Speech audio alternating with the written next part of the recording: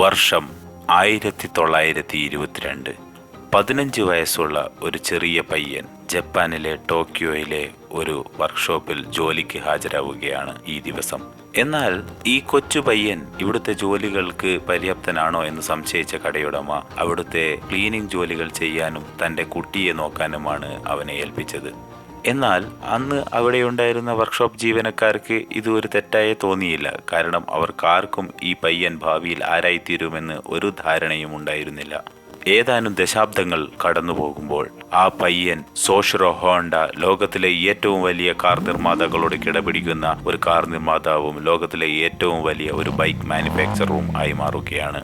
പരമദാരിദ്ര്യത്തിൽ നിന്നും കടന്നു വന്ന ഒരു ജാപ്പനീസ് പയ്യൻ എങ്ങനെയാണ് തന്റെ മുതലാളിയുടെ കുട്ടികളെ നോക്കുന്ന ജോലിയിൽ നിന്ന് ഒരു $1 ബില്യൺ സാമ്രാജ്യമായ ഹോണ്ട മോട്ടോഴ്സ് കെട്ടിപ്പടുത്തത് എന്ന് ഈ കഥയിൽ നമുക്ക് കാണാം.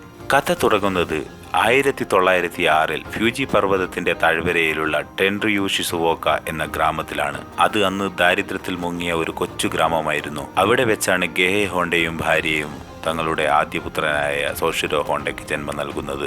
സോഷിറോയുടെ അച്ഛൻ ഒരു പ്രാദേശിക ഇരുമ്പ് പണിക്കാരനായിരുന്നു. അദ്ദേഹം സൈക്കിളുകൾ നന്നാക്കുന്ന ഒരു ജോലി കൂടെ സൈഡ് ബിസിനസ്സായി ചെയ്തു വന്നിരുന്നു. സോഷിറോയുടെ അമ്മ വളരെ നല്ല ഒരു നെയ്ത്തുകാരിയായിരുന്നു. കടുത്ത ദാരിദ്ര്യത്തിൽ വളർന്നു വന്ന സോഷിറോയ്ക്ക് തൻ്റെ കുട്ടിക്കാലത്ത് 5 സഹോദരങ്ങളെയാണ് രോഗങ്ങളാൽ നഷ്ടമായത്. അങ്ങനെ സോഷിറോവിന് 8 വയസ്സുള്ളപ്പോൾ അവൻ പതിവ് കാര്യങ്ങളൊക്കെയായി ചുറ്റി നടക്കുകയാണ്. അപ്പോഴാണ് ഒരു മുരൾച്ച അവൻ കേൾക്കുന്നത്.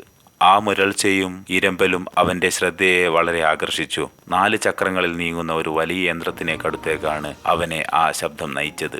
അത് ഒരു ഫോർഡ് മോഡൽ ടി കാർ ആയിരുന്നു. ആദ്യ കാഴ്ചയിൽ തന്നെ ഈ കാർ കണ്ട സോഷിറോ അമ്പരന്നു. ഞാൻ കണ്ട ആദ്യത്തെ കാറായിരുന്നു അത്, സോഷിറോ ഓർമ്മിക്കുകയാണ്. എന്തൊരാവേശമായിരുന്നു അപ്പോൾ! എങ്ങനെയാണ് അത് സ്വന്തം ശക്തി ഉപയോഗിച്ച് ചലിക്കുന്നതെന്ന് എനിക്ക് ഒട്ടും മനസ്സിലായില്ല. ആ കാർ എന്നെ കടന്നുപോയപ്പോൾ എന്തിനാണെന്ന് പോലും ചിന്തിക്കാതെ ഞാൻ ആ കാറിന്റെ പിന്നാലെ ഓടാൻ തുടങ്ങി. ഈ ഒരു അനുഭവം അവനെ വളരെയധികം സ്വാധീനിച്ചു. യന്ത്രങ്ങളോടുള്ള അവന്റെ താല്പര്യത്തെ അത് എന്നേക്കുമായി മാറ്റിമറിച്ചു. കൃഷി യന്ത്രങ്ങളുടെ ബ്ലേഡുകൾ നന്നാക്കാനും സൈക്കിളുകൾ റിപ്പയർ ചെയ്യാനും അവൻ അതിനിടെ തന്നെ പഠിച്ചിരുന്നു. എല്ലാ തരം എഞ്ചിനുകളിലും മോട്ടോറുകളിലും അവൻ വളരെയധികം താല്പര്യമുള്ളവനായിരുന്നു. എന്നാൽ കുഞ്ഞു സോഷിറോക്ക് സ്കൂളിൽ പോകുന്നത് ഒട്ടും ഇഷ്ടമുള്ള ഒരു കാര്യമായിരുന്നില്ല. അതിനാൽ ശരിയായ സ്കൂൾ വിദ്യാഭ്യാസം നേടേണ്ട സമയത്ത് തന്റെ കുട്ടിക്കാലം മുഴുവൻ അച്ഛനെ സൈക്കിൾ നന്നാക്കുന്നതിൽ സഹായിച്ചുകൊണ്ടിരുന്നു. പഠനത്തിലുള്ള ഈ താല്പര്യക്കുറവ് കാരണം അവന്റെ മാർക്ക് നന്നേ കുറഞ്ഞു വന്നു. എന്നാൽ ഈ സാഹചര്യത്തെ അവൻ തരണം ചെയ്യാൻ തീരുമാനിച്ചത് കയ്യിൽ കളഞ്ഞു കിട്ടിയ ഒരു റബ്ബർ ഉപയോഗിച്ച് കുടുംബത്തിന്റെ ഒരു വ്യാജ സീൽ ഉണ്ടാക്കുക എന്നതാണ്. അങ്ങനെ പ്രോഗ്രസ് റിപ്പോർട്ടുകൾ വ്യാജമായി ഒപ്പിട്ട അവൻ തന്റെ പ്രോഗ്രസ് കാർഡ് ഒരിക്കലും അച്ഛൻ കാണുകയില്ലെന്നും അങ്ങനെ തന്റെ പഠനത്തിലുള്ള അലംഭാവം അച്ഛൻ മനസ്സിലാക്കുകയില്ല എന്നും തെറ്റിദ്ധരിക്കുകയാണ് ഉണ്ടായത്. എന്നാൽ പോകെ പോകെ ഒരു ദിവസം അവൻ പിടിക്കപ്പെടുക തന്നെ ചെയ്തു. ദേഷ്യം കൊണ്ട് വിറച്ച അച്ഛൻ അവനെ ഒരു ദിവസം ഉച്ചഭക്ഷണം പോലും ഇല്ലാതെ മുട്ടുകാലിൽ വൈകുന്നേരം വരെ നിൽക്കാനാണ് ശിക്ഷിച്ചത്. ആ ഇടയ്ക്ക് 1922 അവൻ ആർട്ട് ഷോക്കായി എന്ന ഒരു വാഹനങ്ങൾ സർവീസ് ചെയ്യുന്ന ഒരു സ്ഥാപനത്തിന്റെ പരസ്യം ഒരു മാഗസിനിൽ കാണുകയാണ്. ആ നഗരത്തിൽ ഏറ്റവും കൂടുതൽ കാർ സേവനങ്ങൾ നൽകുന്ന ഒരു സ്ഥാപനമായതിനാൽ അവിടെ കൂടുതൽ ജോലിക്കാരെ ആവശ്യമുണ്ടാകുമെന്ന് അവൻ കരുതി. അങ്ങനെ അവൻ അവർക്ക് ഒരു കത്ത് അയക്കുകയാണ്. ആർട്ട് ഷോക്കയിൽ നിന്നും അവന് അനുകൂലമായ ഒരു മറുപടിയാണ് ലഭിച്ചത്. അങ്ങനെ 15-ാം വയസ്സിൽ തന്റെ പഠനം ഉപേക്ഷിച്ച് വീടും നാടും ഉപേക്ഷിച്ച് തന്റെ സ്വപ്നങ്ങൾ യാഥാർത്ഥ്യമാക്കാനായി അവൻ ടോക്കിയോയിലേക്ക് യാത്രയാകുകയാണ്. സോഷിറോ അവിടെ ജോലിക്കായി എത്തുമ്പോഴേക്കും കടയുടമയായ യൂസോ സക്കാക്കിവാര അവനായി ഒരു ജോലി തയ്യാറാക്കി വെച്ചിരുന്നു. അത് എന്താണെന്ന് വെച്ചാൽ കടയുടമയുടെ കുട്ടിയെ നോക്കുക.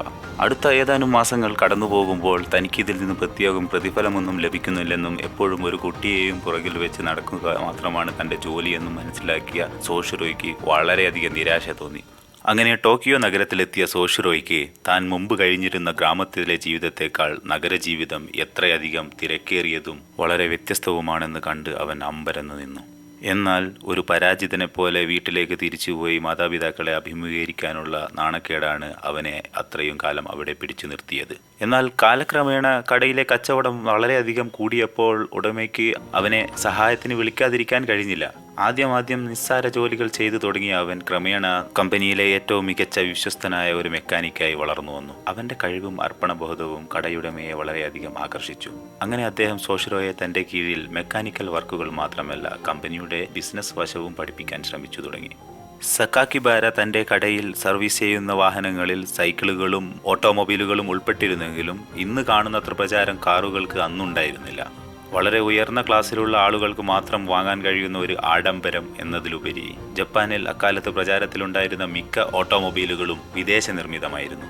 അങ്ങനെ തന്റെ ജോലിക്കിടയിൽ ലിങ്കൺ, മെഴ്സിഡീസ്, ഡാംലിയർ കൂടാതെ മറ്റു പല പ്രശസ്ത വാഹന കമ്പനികളുടെയും വാഹനം പരിചയപ്പെടാൻ അവന് ഈ കടയിലെ വിവിധതരം കാറുകൾ സർവീസ് ചെയ്യുന്നതിലൂടെ അവന് കഴിഞ്ഞു. തന്റെ ജോലിയിലുള്ള അറിവും ധാരണയും മെച്ചപ്പെടുത്തുന്നതിനായി അവൻ തന്റെ മുഴുവൻ സമയവും വിനിയോഗിച്ചു. ഈ കമ്പനിയിലൂടെയാണ് സോഷിറോ മോട്ടോർ സ്പോർട്സ് ലോകത്തേക്ക് പ്രവേശിക്കുന്നത്. കാലത്ത് യൂറോപ്പിലും അമേരിക്കയിലും ജപ്പാനിലുമൊക്കെ മോട്ടോർ സ്പോർട്സ് വളരെയധികം ജനപ്രീതി നേടിക്കൊണ്ടിരുന്ന ഒരു കായിക വിനോദവുമായി വളർന്നുകൊണ്ടിരിക്കുകയായിരുന്നു. 1923 സക്കാക്കിബാര സോഷിറോ ഉൾപ്പെടെയുള്ള തന്റെ ജോലിക്കാരുടെ സഹായത്തോടുകൂടെ ഒരു പുതിയ റേസിംഗ് കാർ ഉണ്ടാക്കാനുള്ള ശ്രമം തുടങ്ങി.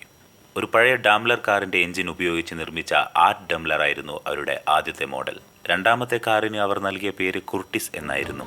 ഒരു പഴയ American Curtis ബൈപ്ലെയിനിന്റെ engine American കാറായ മിഷലിന്റെ ഷാസിയിൽ fit ചെയ്തുകൊണ്ടാണ് ഈ കാർ അവർ ഉണ്ടാക്കിയത്.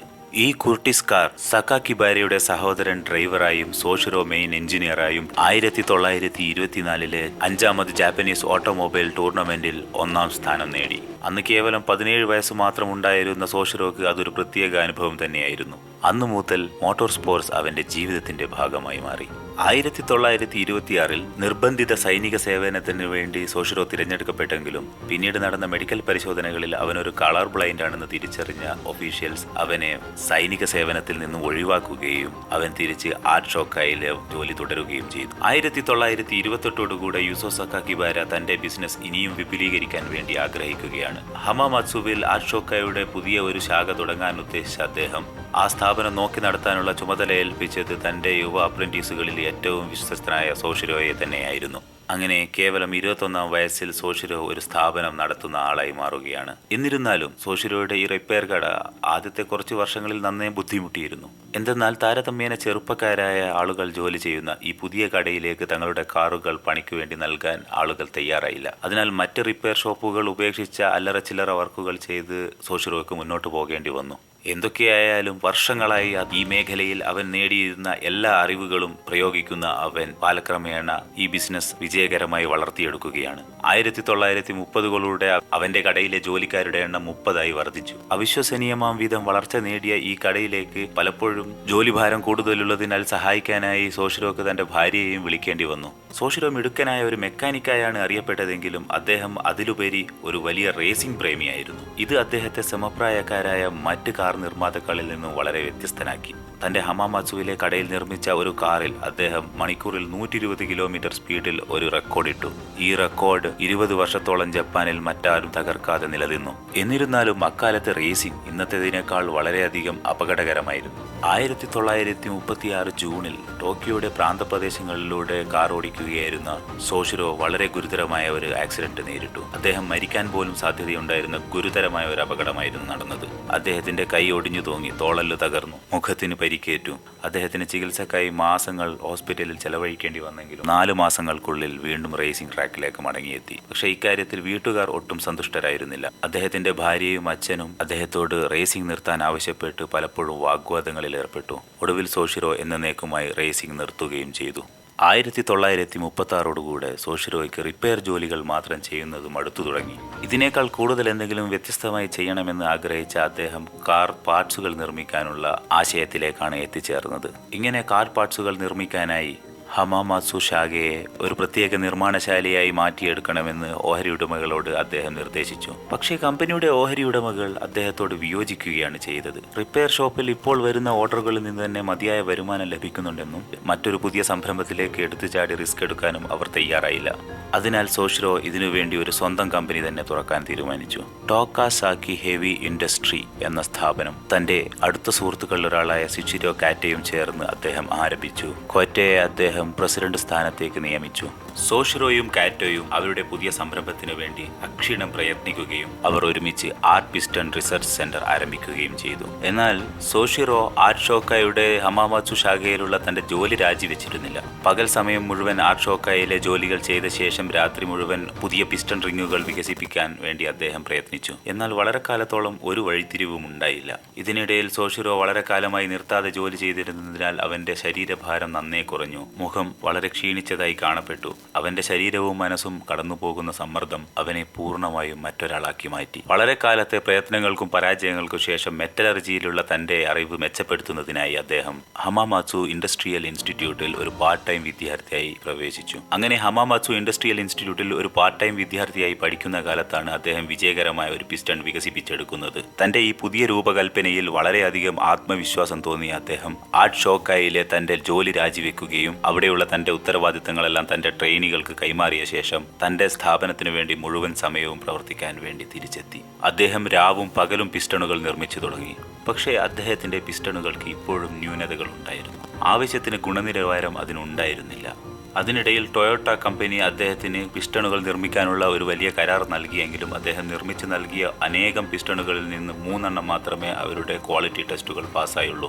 ഇത് അദ്ദേഹത്തിന് വലിയൊരു തിരിച്ചടി തന്നെയായിരുന്നു. എങ്കിലും അദ്ദേഹം തളർന്നില്ല. തോൽവി സമ്മതിക്കാത്ത അദ്ദേഹം പിന്നീടുള്ള വർഷങ്ങളിൽ പിസ്റ്റൺ റിങ്ങുകളെക്കുറിച്ചുള്ള തന്റെ അറിവ് മെച്ചപ്പെടുത്തുന്നതിനായി ജപ്പാനിലുടനീളം സഞ്ചരിക്കുകയും വിവിധ സ്റ്റീൽ കമ്പനികളും യൂണിവേഴ്സിറ്റികളും സന്ദർശിച്ച് തന്റെ അറിവും വിജ്ഞാനവും പ്രാവീണ്യവും അദ്ദേഹം വർദ്ധിപ്പിച്ചെടുത്തു. ഇങ്ങനെ ആത്മവിശ്വാസം ആർജിച്ചെടുത്ത അദ്ദേഹം അടുത്ത തവണ നടത്തിയ പരിശ്രമം അവിശ്വസനീയമം വിധം വിജയകരമായിരുന്നു. അദ്ദേഹം നിർമ്മിച്ച പിസ്റ്റണുകൾ ഗുണനിലവാര ടെസ്റ്റ് പാസ്സായി എന്നു മാത്രമല്ല, രാജ്യത്തിന്റെ എല്ലാ ഭാഗത്തു നിന്നും പുതിയ ഓർഡറുകൾ വരാൻ തുടങ്ങി. ഈ ഓർഡറുകൾക്കനുസരിച്ച് ഉൽപാദനം വർദ്ധിപ്പിക്കാനായി സോഷിറോ തന്റെ കമ്പനിയിലേക്ക് 2000 പുതിയ ജോലിക്കാരെ റിക്രൂട്ട് ചെയ്തു. അങ്ങനെ സോഷിറോക്കും അവന്റെ കമ്പനിക്കും കാര്യങ്ങളെല്ലാം മികച്ചതായി തീരുകയായിരുന്നു. അപ്പോഴാണ് 1941 ജപ്പാൻ പസഫിക് യുദ്ധത്തിൽ ചേരുകയും സോഷിറോയുടെ കമ്പനി യുദ്ധോപകരണ മന്ത്രാലയത്തിന്റെ നേരിട്ടുള്ള നിയന്ത്രണത്തിന്റെ കീഴിൽ ആവുകയും ചെയ്യുന്നത്. അടുത്ത വർഷം ടൊയോട്ട കമ്പനി സോഷിറോയുടെ കമ്പനിയുടെ 40% ഓഹരികളും ഏറ്റെടുക്കുകയും സോഷിറോയെ പ്രസിഡന്റ് സ്ഥാനത്ത് നിന്നും സീനിയർ മാനേജർ സ്ഥാനത്തേക്ക് തരം താഴ്ത്തുകയും ചെയ്തു. കൂടുതൽ പുരുഷ ജീവനക്കാർ സൈനിക സേവനത്തിനു വേണ്ടി രാജിവെച്ചു തുടങ്ങിയതോടുകൂടെ കാര്യങ്ങൾ കൂടുതൽ വഷളായി. അക്കാലത്ത് അവന്റെ കമ്പനി നന്നേ ബുദ്ധിമുട്ടി. എന്നാൽ തന്നാൽ കഴിയാവുന്നതെല്ലാം ആ കമ്പനിയെ മെച്ചപ്പെടുത്താൻ വേണ്ടി സോഷിറോ ചെയ്തുകൊണ്ടിരുന്നു. വരാനിരിക്കുന്നത് എന്താണെന്ന് പക്ഷേ അവൻ അറിഞ്ഞിരുന്നില്ല. 1944 ജപ്പാനിൽ വ്യാപകമായി വ്യോമാക്രമണ സൈറണുകൾ മുഴങ്ങാൻ തുടങ്ങി. രാജ്യം പരാജയത്തിലേക്ക് നീങ്ങുകയാണെന്ന് എല്ലാവർക്കും ബോധ്യമായി. ഹമാമാത്സുവും വലിയ അപകടത്തിലായിരുന്നു. സഖ്യസേന ഫാക്ടറിയിലേക്ക് ബോംബുകൾ വർഷിച്ചു. ഫാക്ടറിയുടെ ഒട്ടുമിക്ക ഭാഗങ്ങളും കത്തിച്ചാമ്പലായി. 1945 ആ പ്രദേശത്തെ ആകമാനം പിടിച്ചുകുലുക്കിയ നാൻകെ ഭൂകമ്പം സോഷിറോയുടെ നഷ്ടത്തിന്റെ ആഴം വർദ്ധിപ്പിച്ചു. ഇത്തവണ ഈ ഭൂകമ്പത്തിൽ സോഷിറോയുടെ പ്ലാന്റ് പൂർണ്ണമായും നാമാവശേഷമായി. 1945 ഓഗസ്റ്റിൽ ജപ്പാൻ കീഴടങ്ങി. എന്നാൽ അപ്പോഴേക്കും സോഷിറോക്ക് എല്ലാം നഷ്ടപ്പെട്ടു കഴിഞ്ഞിരുന്നു. യുദ്ധാനന്തരം തന്റെ കമ്പനിയുടെ ശേഷിപ്പുകൾ കേവലം 4,50,000 യെന്നിന് ടൊയോട്ട കമ്പനിക്ക് വിൽക്കാൻ സോഷിറോ നിർബന്ധിതനായി. ഇതിന്റെയൊക്കെ ഭാവി എന്തായിത്തീരുമെന്ന് ആലോചിച്ച് തീരുമാനിക്കാൻ എനിക്ക് കുറച്ച് സമയം വേണമെന്ന് എല്ലാവരോടും പരസ്യമായി അഭ്യർത്ഥിച്ച ശേഷം സോഷിറോ ഒരു നിശബ്ദ ജീവിതം നയിക്കാൻ തുടങ്ങി. യുദ്ധത്തിൽ തകർന്നടിഞ്ഞ ജപ്പാൻ കടുത്ത സാമ്പത്തിക പ്രതിസന്ധിയായിരുന്നു നേരിട്ടിരുന്നത്. അക്കാലത്ത് ജപ്പാനിലെ പൗരന്മാർ വളരെയധികം പ്രതിസന്ധികളിലൂടെ കടന്നുപോയി. ഭക്ഷണം, വസ്ത്രം, താമസം എല്ലാത്തിനും വളരെയധികം ബുദ്ധിമുട്ടും. ക്ഷാമം മൂലം വിഭവങ്ങളെല്ലാം റേഷൻ ചെയ്തായിരുന്നു വിറ്റിരുന്നത്. ഇക്കാരണത്താൽ സ്വന്തം കുടുംബത്തിന് ഭക്ഷണം വാങ്ങാൻ വേണ്ടി മാർക്കറ്റിൽ പോകാൻ പോലും, തന്റെ കാറിൽ പെട്രോൾ നിറക്കാൻ പോലും അദ്ദേഹത്തിന് പറ്റാതായി. എന്നാൽ ഒരു ദിവസം സോഷിറോ വഴിയിലൂടെ കടന്നു പോകുമ്പോൾ ജപ്പാൻ ആർമി മുമ്പ് യുദ്ധകാലത്ത് വയർലെസ് ഉപകരണങ്ങൾ ചാർജ് ചെയ്യാൻ വേണ്ടി ഉപയോഗിച്ചിരുന്ന ഒരു പഴയ എഞ്ചിൻ അവന്റെ ശ്രദ്ധയിൽപ്പെട്ടു. ആ എഞ്ചിനിൽ അവൻ വളരെ ആകൃഷ്ടനായി. ഈ എഞ്ചിൻ എങ്ങനെ പ്രവർത്തിക്കുമെന്ന് മനസ്സിലാക്കി അവന്റെ ഉള്ളിൽ ഒരു പുതിയ ആശയം മുളയിടുകയാണ്. ഈ എഞ്ചിൻ ഒരു സൈക്കിളിൽ ഘടിപ്പിച്ചാലോ? അത് ഒരു പുതിയ ആശയമായിരുന്നില്ല. ഒരു ബൈക്കിൽ മോട്ടോർ ഘടിപ്പിച്ച് ഓടിക്കുന്നത് അക്കാലത്ത് യൂറോപ്പിലും അമേരിക്കയിലും സർവ്വസാധാരണമായിരുന്നു. അത്തരത്തിലുള്ള ചില ബൈക്കുകൾ ജപ്പാനിലും എത്തിയിരുന്നു. എന്നാൽ സാമ്പത്തിക ബുദ്ധിമുട്ടുകൾ അനുഭവിക്കുന്ന തന്റെ രാജ്യത്തിന് എത്രയും പെട്ടെന്ന് വില കുറഞ്ഞ ഒരു ഗതാഗത മാർഗം ലഭ്യമാക്കുന്നത് വളരെ അത്യാവശ്യമാണെന്ന് മനസ്സിലാക്കിയ സോഷിറോ തന്റെ പഴയ ഗോഡൌൺ നവീകരിക്കുകയും അവിടെ ഹോണ്ട ടെക്നിക്കൽ ഇൻസ്റ്റിറ്റ്യൂട്ട് സ്ഥാപിക്കുകയും ചെയ്തു. മോട്ടോർ ബൈക്കുകൾ നിർമ്മിക്കാനുള്ള ഒരു സ്ഥാപനമായിരുന്നു അത്. ഒരു 12 പേരടങ്ങുന്ന സ്റ്റാഫും അദ്ദേഹത്തെ സഹായിക്കാൻ അവിടെ ഉണ്ടായിരുന്നു. അദ്ദേഹം അന്ന് വഴിയിൽ വെച്ച് കണ്ടെത്തിയ എഞ്ചിനും മറ്റ് സ്പെയർ പാർട്സുകളും ഉപയോഗിച്ച് വിജയകരമായ ഒരു മോട്ടോർ ബൈക്ക് അവർ നിർമ്മിച്ചു. ഈ പുതിയ ബൈക്ക് വളരെ വലിയ ഒരു ഹിറ്റായി മാറി. രാജ്യത്തിന്റെ എല്ലാ ഭാഗത്തു നിന്നും നിന്നും ഇതിന് ഓർഡറുകൾ വരാൻ തുടങ്ങി. എന്നാൽ ഈ ഓർഡറുകളെല്ലാം ഡെലിവറി ചെയ്യാൻ തക്കവണ്ണം സെക്കൻഡ് ഹാൻഡ് എഞ്ചിനുകൾ സോഷിറോയുടെ പക്കൽ ഉണ്ടായിരുന്നില്ല. അതിനാൽ സ്വന്തമായി ഒരു എഞ്ചിൻ ഡിസൈൻ ചെയ്യാനും അതിനെ വികസിപ്പിക്കാനും അദ്ദേഹം തീരുമാനിച്ചു. 1947 അദ്ദേഹം ടൈപ്പ് എ എഞ്ചിൻ പൂർത്തിയാക്കി. അന്ന് ആദ്യമായി ഒരു എഞ്ചിനിൽ ഹോണ്ട എന്ന പേര് ആലേഖനം ചെയ്യപ്പെട്ടു. ജപ്പാനിലെ സാധാരണക്കാരെ കുറഞ്ഞ ചെലവിൽ യാത്ര ചെയ്യാൻ സഹായിക്കുക എന്ന ഉദ്ദേശത്തോടുകൂടെ സോഷിറോ ഹോണ്ട മോട്ടോർ കമ്പനി എന്ന സ്ഥാപനം ആരംഭിച്ചു. എന്നാൽ ഉൽപാദനം വർദ്ധിപ്പിക്കുന്നതിനായി സോഷിറോക്ക് വളരെയധികം പണം ആവശ്യമുണ്ടായിരുന്നു. അക്കാലത്ത് ജപ്പാനിൽ 18,000 സൈക്കിൾ ഡീലേഴ്സ് ആയിരുന്നു ഉണ്ടായിരുന്നത്. ഇവർക്കെല്ലാം നേരിട്ട് തന്റെ ആവശ്യങ്ങൾ ഉന്നയിച്ച് ഒരു കത്തെഴുതാൻ അദ്ദേഹം തീരുമാനിച്ചു. ജപ്പാനെ വീണ്ടും ചലിപ്പിക്കാൻ വേണ്ടി എനിക്ക് നിങ്ങളുടെ സഹായം ആവശ്യമാണെന്ന് പറഞ്ഞായിരുന്നു കത്ത് അയച്ചത്. അദ്ദേഹം അയച്ച 18,000 കത്തുകൾക്ക് 3,000 അനുകൂലമായ മറുപടികൾ അദ്ദേഹത്തിന് ലഭിക്കുകയുണ്ടായി. ആദ്യത്തെ ഷിപ്പിംഗ് ആരംഭിക്കുവാനുള്ള പണം അദ്ദേഹത്തിന് അവർ നൽകി. അടുത്ത വർഷം സമ്പൂർണ്ണമായി ഹോണ്ട പ്ലാന്റിൽ നിർമ്മിച്ച ഹോണ്ടയുടെ പുതിയ ബൈക്ക് മോഡൽ ഡി അവർ പുറത്തിറക്കി. ഈ മോഡൽ ഡി ഹോണ്ടയെ സംബന്ധിച്ചിടത്തോളം വിജയകരമായ ഒരു ഡിസൈൻ ആയിരുന്നുവെങ്കിലും അതിന്റെ വലിപ്പവും ഭാരവും വളരെ കൂടുതലായിരുന്നു. ഇക്കാരണത്താൽ വളരെ കുറച്ച് ആളുകൾ മാത്രമേ ഈ മോട്ടോർ സൈക്കിൾ വാങ്ങിയുള്ളൂ. ഇതിൽ സോഷിറോ വളരെയധികം അസംതൃപ്തനായി. അദ്ദേഹം ഈ ബൈക്കിന്റെ മോഡൽ മാറ്റി കൂടുതൽ ഭാരക്കുറവും മൈലേജുമുള്ള ഒരു വാഹനം നിർമ്മിക്കാനുള്ള പ്രവർത്തനത്തിൽ ഏർപ്പെട്ടു. 3 വർഷത്തെ പരിശ്രമങ്ങൾക്കും പരാജയങ്ങൾക്കും ശേഷം അദ്ദേഹം വിജയകരമായി ഒരു മോഡൽ പുറത്തിറക്കി. അദ്ദേഹം അതിനിട്ട പേര് സൂപ്പർ കബ് എന്നായിരുന്നു. സൂപ്പർ കബ് തൽക്ഷണം ഒരു ഹിറ്റായി മാറുകയും ചക്രവർത്തിയുടെ സമ്മാനം വരെ അതിന് ലഭിക്കുകയും ചെയ്തു. അക്കാലത്ത് തന്നെ സോഷിറോ ഹോണ്ട വലിയ നിക്ഷേപകനായ ടേക്കിയോ ഫുജിസാവയുമായി കൈകോർത്തു. അദ്ദേഹം ഹോണ്ടയ്ക്ക് ആവശ്യമായ പണവും സാമ്പത്തിക വിപണന തന്ത്രങ്ങളും നൽകി. ഈ സഹായങ്ങളാണ് ഹോണ്ട കമ്പനി കെട്ടിപ്പടുത്തതിന്റെ അടിസ്ഥാനമായി മാറിയത്. ഈ സൂപ്പർ കപ്പ് ബൈക്ക് കേവലം $295 എന്ന നിലയിൽ അമേരിക്കയിലെത്തി. മറ്റ് അമേരിക്കൻ ബൈക്കുകളുടെ കേവലം 1/4 വില പോലും ഈ ബൈക്കിനില്ലായിരുന്നു. കമ്പനിയുടെ വിപണന തന്ത്രങ്ങളും എഞ്ചിനീയറിംഗ് വൈദഗ്ധ്യവും കാരണം ഹോണ്ട വളരെ പെട്ടെന്ന് തന്നെ ട്രയംഫിനെയും ഹാർലി ഡേവിഡ്സനെയും അവരുടെ മാർക്കറ്റിൽ തന്നെ മറികടന്നു. എന്നാൽ അപ്പോഴത്തേക്കും ഹോണ്ട തന്റെ ബൈക്കുകൾ മോട്ടോർ റേസിംഗ് രംഗത്തേക്കും വ്യാപിപ്പിച്ചു. അക്കാലത്ത് ഇത്തരം റേസിംഗ് കോമ്പറ്റീഷനുകൾ കേവലം ഒരു കായിക വിനോദമെന്നതിലുപരി ഈ കാർ ബൈക്ക് കമ്പനികൾക്ക് അവരുടെ ഏറ്റവും പുതിയ മോഡലുകൾ അവതരിപ്പിക്കാനുള്ള ഒരു വേദിയായിരുന്നു. അതിനാൽ അദ്ദേഹം ലോകം മുഴുവൻ ചുറ്റി നടന്ന് പലവിധ മത്സരങ്ങൾ കാണുകയും തന്റെ എതിരാളികളുടെ വിജയരഹസ്യങ്ങൾ അനലൈസ് ചെയ്ത് പരിശോധിക്കുകയും ചെയ്തു. സത്യം പറഞ്ഞാൽ തന്റെ എതിരാളി എപ്പോഴെങ്കിലും ഒരു ബെഞ്ച് മാർക്ക് സ്ഥാപിച്ചാൽ ഹോണ്ട അതിനെക്കുറിച്ച് കൂടുതൽ പഠിച്ച് അതിനെ മറികടക്കാൻ ശ്രമിക്കുമായിരുന്നു. ഇത്തരം നിരീക്ഷണങ്ങളും പരീക്ഷണങ്ങളുമാണ് ഹോണ്ടയെ 1954 അവരുടെ ആദ്യത്തെ മത്സരത്തിലെ ദയനീയ പരാജയത്തിൽ നിന്നും 1959 ലോകത്തിലെ ഏറ്റവും വലിയ മോട്ടോർ ബൈക്ക് റേസായ ഐൽ ഓഫ് മാൻ TTയിൽ 1ാം സ്ഥാനം നേടാൻ സഹായിച്ചത്. 2 വർഷത്തിനു ശേഷം ഹോണ്ട വീണ്ടും ഐൽ ഓഫ് മാൻ TTയിലെ വിജയം നിലനിർത്തി. ഈ മഹത്തായ വിജയങ്ങൾ ഹോണ്ടയെ ലോക റേസിംഗ് ഭൂപടത്തിൽ അടയാളപ്പെടുത്തി. 1960 ലോകത്തിലെ ഏറ്റവും വലിയ മോട്ടോർ സൈക്കിൾ ബ്രാൻഡായി ഹോണ്ട മാറി. 1949 ഹോണ്ട ഡ്രീം പുറത്തിറങ്ങിയതിനു ശേഷം 1968 വരെ അവർ 10 ലക്ഷം ബൈക്കുകളാണ് വിറ്റഴിച്ചത്. എന്നാൽ കേവലം ലോകത്തിലെ ഏറ്റവും വലിയ മോട്ടോർ ബൈക്ക് നിർമ്മാതാവായി മാത്രം ഇരിക്കുന്നതിൽ അദ്ദേഹം ഒട്ടും സംതൃപ്തനായിരുന്നില്ല. 8ാം വയസ്സ് മുതൽ അവൻ പിന്തുടരുന്ന ഒരു വലിയ സ്വപ്നം അവന്റെ ഉള്ളിൽ അപ്പോഴും കെടാതെ ഉണ്ടായിരുന്നു. കാർ നിർമ്മാണത്തിലേക്ക് പ്രവേശിക്കുക എന്നതായിരുന്നു അത്. സോഷിറോ താൻ കാർ നിർമ്മാണത്തിലേക്ക് കടക്കുകയാണെന്ന് പറഞ്ഞപ്പോൾ ഇത് കമ്പനിക്ക് വളരെയധികം അപകടകരമാണ്, മോട്ടോർ സൈക്കിളുകൾ മാത്രം ഉണ്ടാക്കുന്നതാണ് നല്ലതെന്നും പലരും അവന് മുന്നറിയിപ്പ് നൽകി. ഈ സമയത്ത് ജപ്പാനിൽ ടൊയോട്ട, നിസാൻ കൂടാതെ മറ്റു പല കമ്പനികളും തമ്മിൽ കടുത്ത മത്സരത്തിലായിരുന്നു കാർ വിപണിയിൽ. നമ്മുടെ രാജ്യത്തിന് ഇപ്പോൾ മറ്റൊരു കാർ നിർമ്മാതാവിന്റെ ആവശ്യമില്ല എന്ന് ജാപ്പനീസ് ഒഫീഷ്യൽസ് അദ്ദേഹത്തെ പറഞ്ഞ് ബോധ്യപ്പെടുത്താൻ ശ്രമിച്ചെങ്കിലും അദ്ദേഹം ചെവിക്കൊണ്ടില്ല.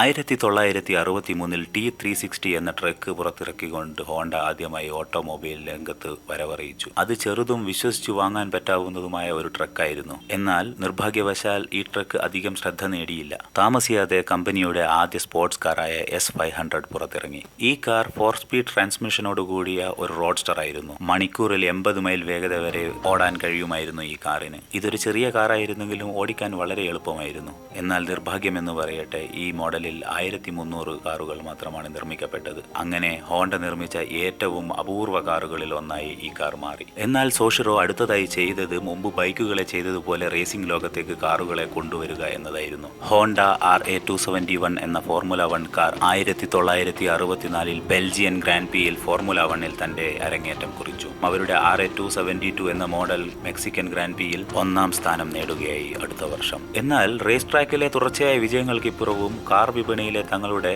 എതിരാളികളെ തോൽപ്പിക്കാൻ ഹോണ്ടയ്ക്ക് അപ്പോഴും കഴിഞ്ഞിരുന്നില്ല.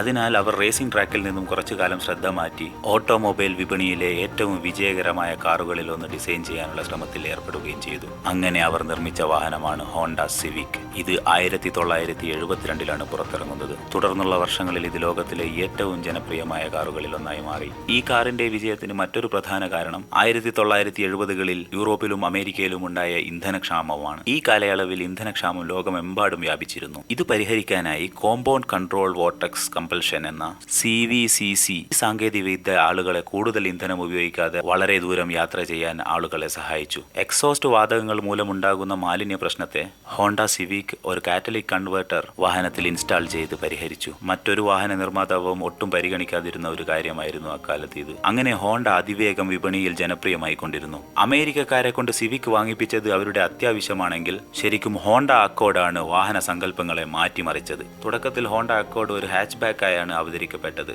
എന്നാൽ ഉടൻ തന്നെ ഇത് ഒരു സെഡാനായി രൂപമാറ്റം ചെയ്യപ്പെട്ടു. ഈ കാറിന് സിവിക്കിന്റേതിന് സമാനമായ ഇന്ധനക്ഷമതയും കൂടാതെ മിതമായ വലിപ്പവുമായിരുന്നു ഉണ്ടായിരുന്നത്.